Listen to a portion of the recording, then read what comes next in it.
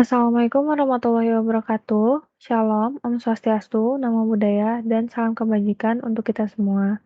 Perkenalkan, nama saya Malika Bibi Natasa dengan NIM 205210220 dan pada kesempatan kali ini saya ingin membahas materi tentang alat bukti.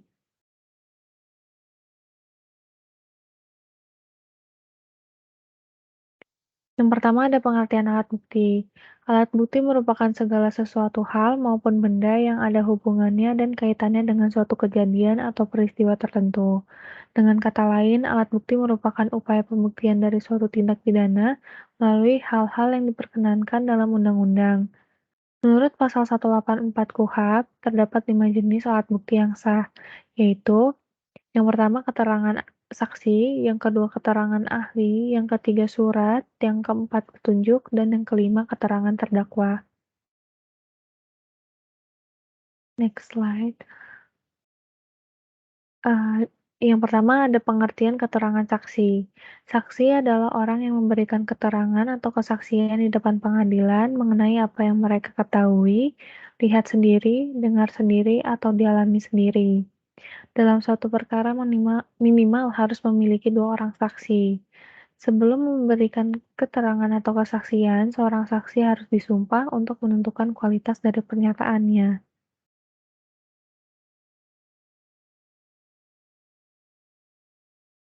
Selanjutnya, ada syarat-syarat menjadi saksi. Yang pertama itu syarat formal, merupakan keterangan saksi harus diberikan dengan di bawah sumpah atau janji menurut agamanya masing-masing bahwa ia memberikan keterangan sebenarnya dan tidak lain daripada yang sebenarnya. Itu disebutkan dalam pasal 160 ayat 3 KUHP. Yang kedua, syarat material.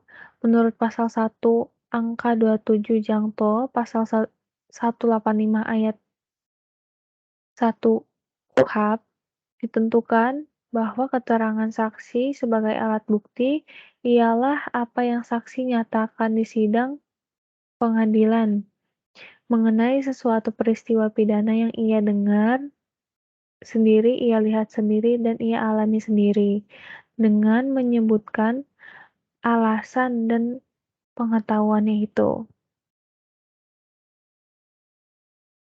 Selanjutnya, alat bukti keterangan ahli.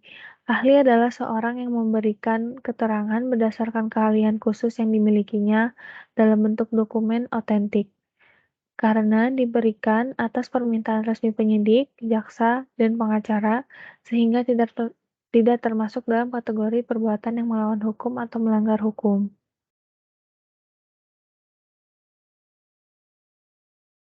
Lalu ada alat bukti surat. Alat bukti surat adalah sesuatu yang memuat tanda-tanda baca, dimaksud mencurahkan isi hati dan buah pikiran yang dipergunakan sebagai pembuktian, yang dibuat dengan sumpah. Alat bukti terdiri dari 2 jenis, yaitu alat bukti akta dan alat bukti surat biasa. Nah, alat bukti akta itu terbagi lagi menjadi 2, yaitu menjadi akta otentik dan akta di bawah tangan. Saya akan membaca pengertian yang otentik dulu.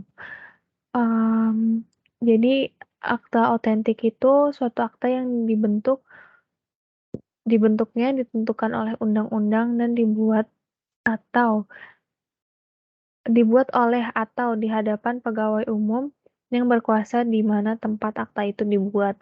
Jadi pada pembuatan akta otentik ini harus ada pegawai umum seperti hakim, jaksa, atau polisi, yang kira-kira menjadi saksi atau yang membuatkan aktanya untuk Anda, untuk tersangka maksudnya.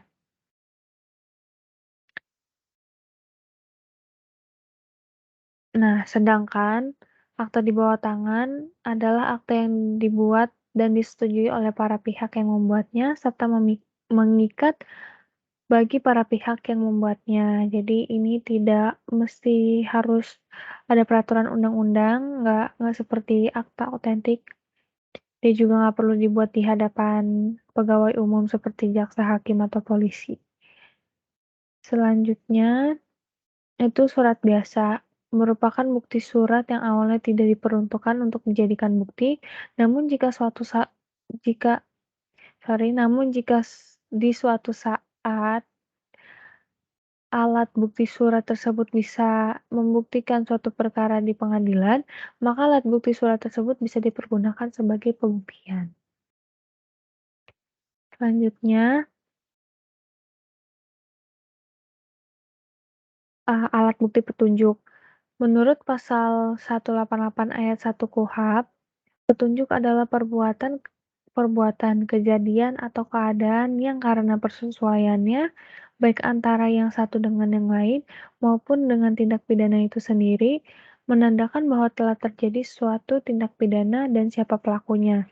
Jadi dengan adanya petunjuk ini kita bisa memecahkan kasus perlahan-lahan, kita bisa mengetahui siapa pelakunya, bisa mengetahui motifnya apa, dan cara, pelaku ini melakukan tindak pidana, bagaimana dia melakukan kejahatannya itu satu persatu, bisa terungkap.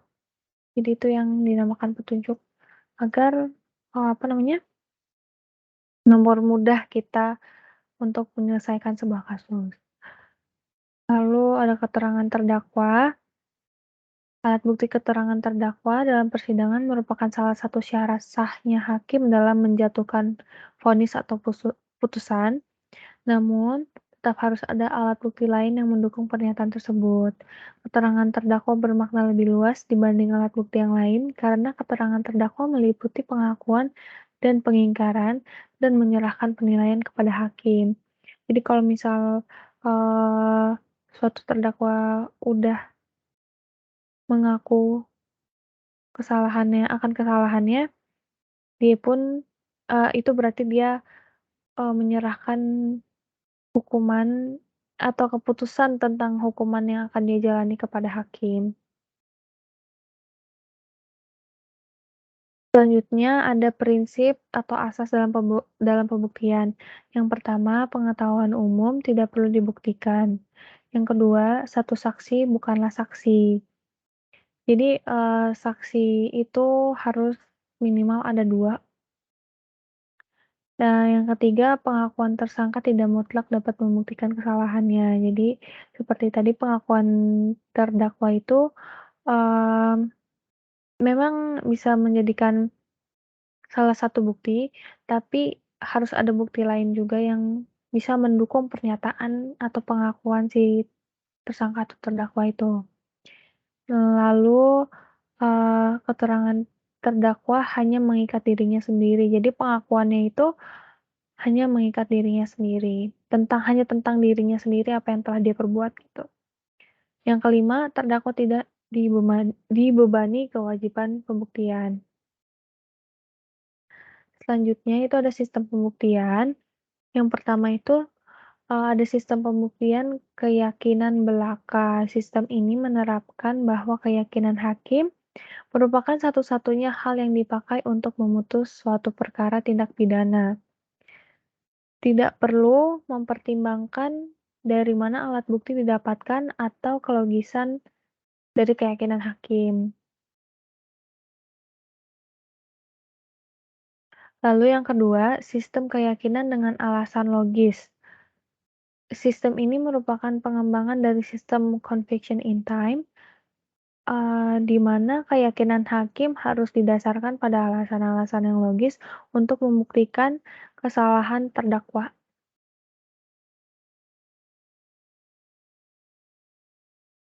Lalu yang ketiga, sistem pembuktian berdasarkan undang-undang secara positif.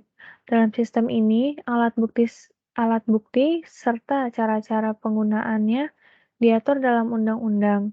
Hakim harus mendasarkan putusannya semata-mata pada alat bukti yang telah ditentukan dalam undang-undang tersebut.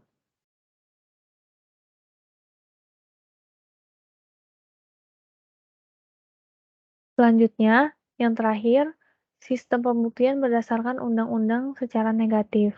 Sistem hukum ini merupakan pembuktian kesalahan terdakwa yang didasarkan pada alat bukti serta cara-cara yang digunakannya berdasarkan undang-undang dan juga keyakinan hakim dalam menentukan apakah terdakwa terbukti bersalah atau tidak didasarkan pada alat bukti yang ditentukan oleh undang-undang.